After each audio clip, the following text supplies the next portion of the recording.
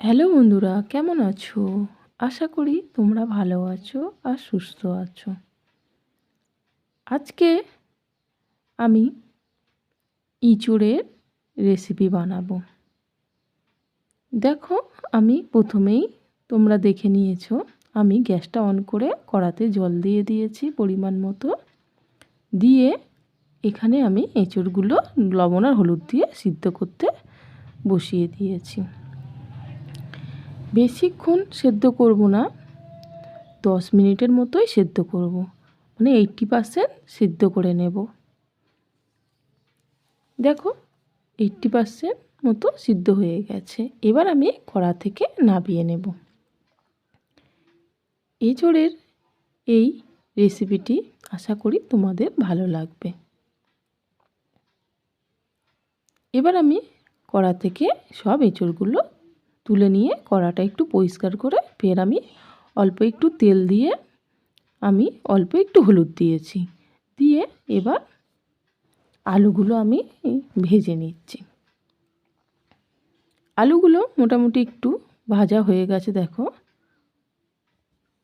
এবার আমি তুলে নিচ্ছি। নতুন এই সবজির বাজারে উঠেছে, এই সময় একটু এঁচড় না খেলেই নয়, খুবই ভালো লাগে। তাই আজকে এঁচড়টাই বানালাম। এখানে ফেরও কড়াতে তেল দিয়ে দিয়েছি 4 চামচ মতো। এখানে লবঙ্গ, এলাচ, দারচিনি ফোড়ন দিয়েছি, একটা শুকনো লঙ্কা দিয়েছি, 2টো তেজপাতা দিয়েছি, আর আমি দিলাম এখানে পেঁয়াজ কুচি আর পরিমাণ মতো ঝালের জন্য কাঁচা লঙ্কা কুচি, আর দিলাম এখানে 2 চামচ আদা রসুন বাটা। এবার কিছু ঘরোয়া মশলা দেব। লবণ হলুদ তো কমন, আর চিনি এখানে দিয়েছি, আর এখানে কাশ্মীরি লঙ্কার গুঁড়ো দিয়েছি, আর অল্প একটু জিরে গুঁড়োও দিয়েছি। তোমরা এঁচড়ের পরিমাণ অনুযায়ী মশলাটা কমিয়ে বাড়িয়ে দেবে। এবার আমি অল্প একটু জল দিলাম, দিয়ে মশলাটা ভালো করে কষিয়ে নেব। রসুনের যে একটা গন্ধ, সেই গন্ধটা, কাঁচা গন্ধটা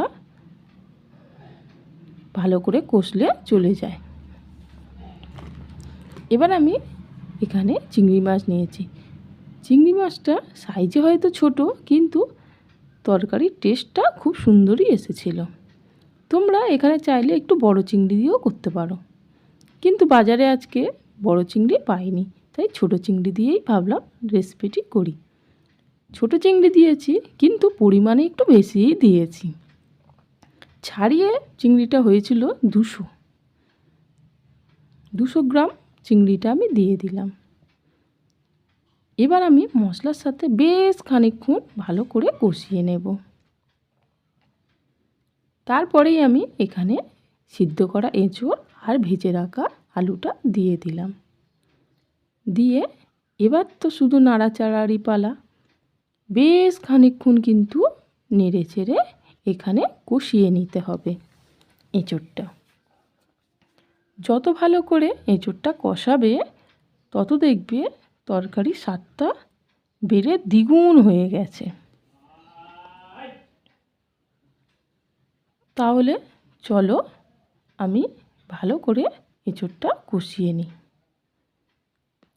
এবার আমি একটু জল দেব। একটু উষ্ণ গরম জল আমি পাশের ওভেনটায় বসিয়ে দিয়েছিলাম, সেটাই দিয়ে দিলাম। বেশি ঝোল জন্য জল দেব না, এখানে একটু গামাখাই হবে। এবার আলুগুলো একটু ঝোলের মধ্যে দিয়ে দিলাম, দিয়ে চাপা দিয়ে দিলাম মাঝারি আঁচে 15 মিনিট। 15 মিনিট পরে দেখো, ঝোলের জন্য যে জলটা দিয়েছিলাম বেশ খানিকটা টেনে গেছে, আর আলুটাই সুন্দরভাবে সেদ্ধ হয়ে গেছে। ভালো করে একটু নেড়ে চেড়ে দেওয়ার পরেই আমি এখানে সাই গরম মশলার গুঁড়োটা দিয়ে দিলাম। এখানে একটু ঘি দিলেও ভালো লাগতো, কিন্তু হাতের কাছে ঘিটা ছিল না, তাই দিলাম না। তোমরা কিন্তু অবশ্যই ঘিটা দিয়ে দেবে, একটু 1 চামচ মতোই দিলে খুব ভালো খেতে লাগবে। গরম মশলাটা দিয়ে আমি একটু চাপা দিয়ে দিয়েছিলাম গ্যাসটা অফ করে। দেখো কতটা সুন্দর কালার এসেছে, খেতে হয়েছিল দুর্দান্ত। আশা করি আমার এই এঁচোড়ের রেসিপি তোমাদের সকলের খুব ভালো লেগেছে। ভালো লাগলে লাইক করে দেবে আমাদের চ্যানেলটিকে, আর আমাদের চ্যানেলের পাশে তোমরা থাকবে।